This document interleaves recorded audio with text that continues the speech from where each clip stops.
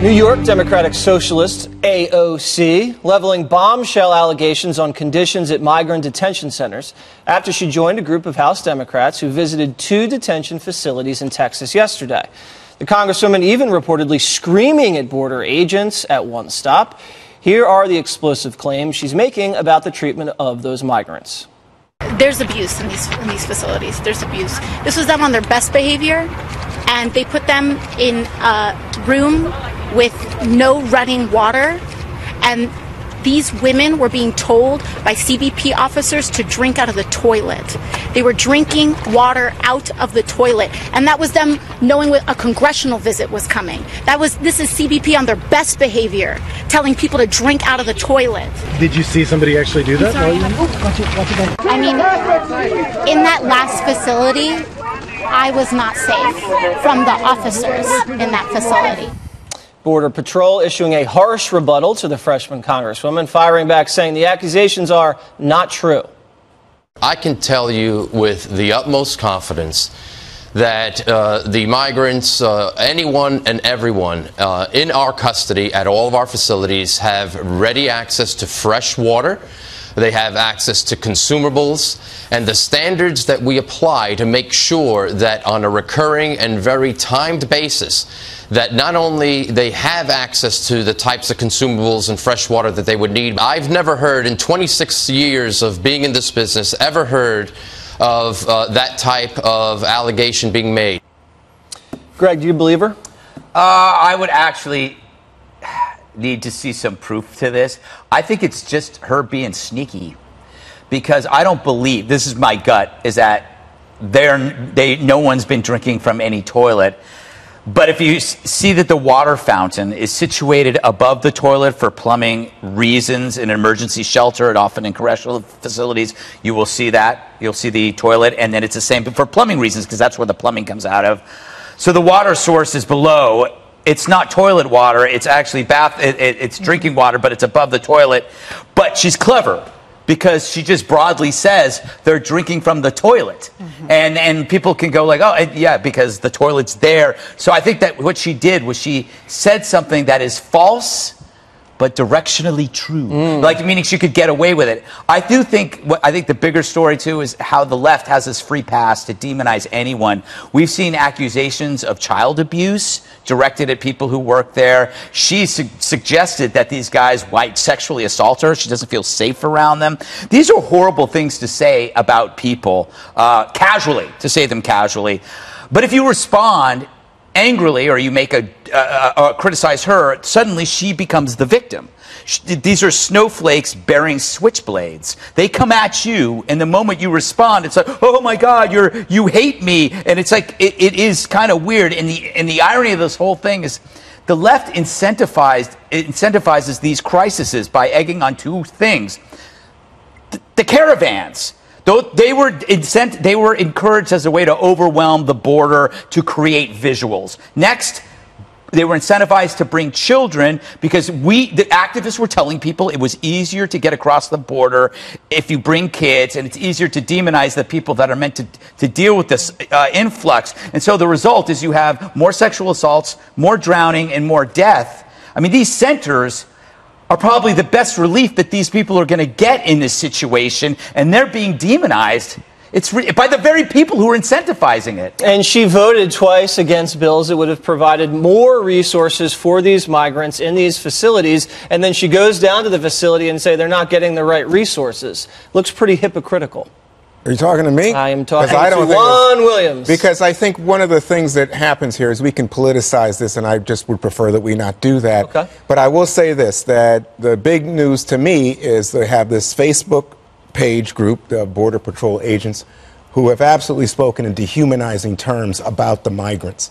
And they've also made awful sexual innuendo about Alexandria Ocasio-Cortez, the Congresswoman. And now we have a DHS Inspector General report in which the Inspector General, Jesse, says 3 of the 5 stations have no shower for children. Kids have no change of clothes and no way to do laundry. And 2 of the stations, 2 of the 5, have no hot meals for kids. So these are not good situations. And if you then understand the kind of very hostile rhetoric that the agents have been taking part in on the Facebook page, then for the Congresswoman to do her duty, which is to go to that station and to inspect it and to see the conditions and not just engage in political rhetoric in Washington, but actually go. I think she has a right to feel safe. So she did no political rhetoric down there? That wasn't a photo op? No. When she insulted those people? She didn't insult them. She called them Nazis. I guess that's not political. Greg, I'll tell you what was insulting. Them talking about her in a totally look, we can go into that, too. But she called them child abusers. And right? Nazis. And ads called them And they were running concentration camps. And I think, Katie, we all agree. We want the best for these migrants. We want to take care of them as best we can. Given the situation. They should not be here. They should not have come here the way they came here. It's an unfortunate situation. But the Border Patrol agents, they're not trained for this. They don't have the facilities. They don't have the money. They're doing the best they can. Right. Well, I'm glad that she made a real trip to a detention center, to a shelter, instead of posing for a photo op in front of a empty parking lot like she did the first time around with the photographer and her fake crying. That's the first step. The second thing is that her outrage is totally fraudulent because she has voted against every single piece of legislation that would have at least eased the situation temporarily. The reason why, Juan, you're seeing a lack of facilities, a lack of food, a lack of clothing for children is because the Border Patrol is overwhelmed. These facilities are meant for maybe 1,000 people. There are 4,000 or 5,000 people who are crowding these facilities. And that is happening because Congress and people like AOC continue to use this as a political talking point instead of actually solving the problem. When Wayfair sold beds to the Border Patrol to have beds for children who didn't have them, she led a boycott and said that they shouldn't be selling beds to children. And then she goes down there and says, why don't any of these children have any beds? Right. And so it's completely disingenuous. And the fact is that this can be fixed. And if you want to be part of the solution, then you don't just go down and call the Border Patrol sexual assaulters, sexual predators, and Nazis. You actually vote for things that make it better. Yeah, and some of the witnesses down there, Dana, according to the Washington Examiner, said that she went in, started yelling and screaming at the Border Patrol officers, refused a tour of the facility, and mischaracterized the conversation she had with the detainee. It is pretty astonishing that you can have several people all saying what she said about drinking water out of the toilet, and you can have several people all saying what you're just describing here, which is that how inappropriately she was acting and aggressively and hostile initially going in. And obviously, emotions are running high. One of my favorite Beatitudes is, blessed are the meek. Who are the meek? The meek are the children. Are we responsible for taking care of the children? We are at this point, at this moment. And I think what the administration has figured out is you have to figure out a way to triage this situation. So one of the things they did today is, of all the immigration fights, they decide we're going to print the census without the citizenship question. Whether they would have won on the merits, I think they probably would have, but there were problems with it. It is the executive branch's responsibility to do the census. The president's going to get that done. Fine, they take it off the table. They just got the $4.5 billion signed last week. The president signs that into law. It's not even enough money.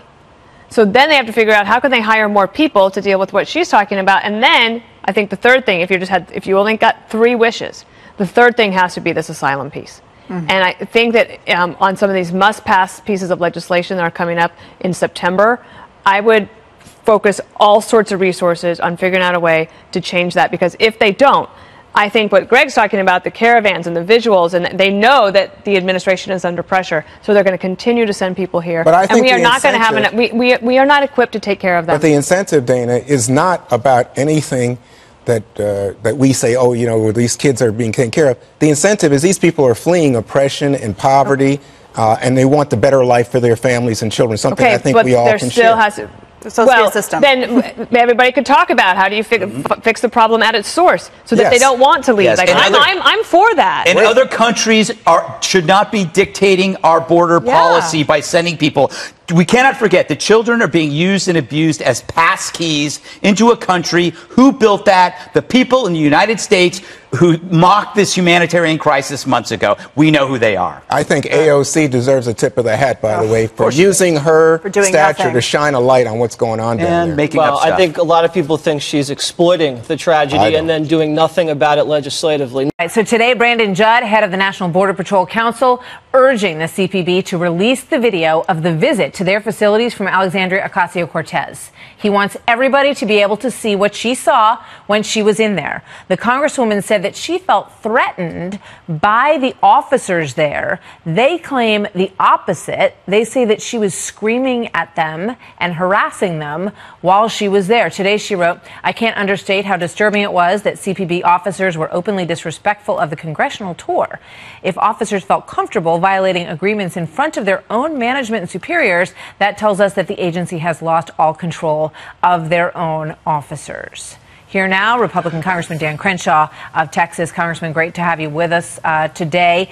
First of all, your reaction to that back and forth between the Congresswoman and these officers. It's sad to see. She's getting bolder with her lies on this. And this is what's actually happening. And this is what the American people need to understand. People like AOC are operating off of a false premise, and it's deliberately designed to misinform the American people for her own political ends, right? Remember, first there was no crisis at all, okay? Then it was a manufactured crisis. Then it was a crisis completely created by Trump. Then there were concentration camps. Then people are Nazis. Now she's saying that Border Patrol agents harassed her and forced migrants to drink out of toilets. This is insanity. This is not true. There's no one else corroborating these kind of reports, and yet she's using it to try and make her case that we shouldn't have any enforcement and that we should have open borders. This is really dishonest behavior from a member of Congress, and I honestly can't believe it. I mean, Cory Booker said essentially the same thing today, that he wants no holding facilities along the border. So I'm not sure exactly where they think everybody is going to go or how that's going to work. Right. Joaquin Castro also running for president. He took a video when he was in there. Let's put that up. He said that this moment captures what it's like for the women who are in custody there. I'm sorry, that this is Representative Joaquin Castro, who is not running for president, but is a representative. And he took this video when he was in there. Obviously, these are very crowded conditions. Also, let's put up now the DHS photos, which were released today by the watchdog agency. And these are clearly, Congressman Crenshaw, very overcrowded, very untenable situations. Of course, and these Democrats need to have a reasonable, logical conversation, engage in some problem solving, and then offer an actual solution, because what they're really doing is trying to stand on their moral high horse and sling arrows at everybody else while not offering a solution. Let's not forget, they fought us tooth and nail against that $4.5 billion of humanitarian aid that the president needed, that DHS needed, that HHS needed, in order to better conditions at these facilities. They fought us for months on this. They said there was no crisis. We asked for a vote in the House 17 times. Yeah. They refused to do it. And it's funny, Castro puts this video out. AOC talks about these things. I don't see them offering up any other space in their own homes, right? They're not offering a better solution. They're not saying, hey, why don't we put them all up at a hotel? They don't say that. What they really want is no enforcement. And this is the crux of it. They don't talk about what the actual problem is, which is tens of thousands of people coming across and overwhelming our system. Okay, and then they have to answer the question, should we have a system at all? And they say no. Well, then what is the point of even having a border? Why even have customs agents at airports if we're not going to enforce any kind of management over who comes in and out of our country? They don't want to answer these tough questions because in the end they want open borders.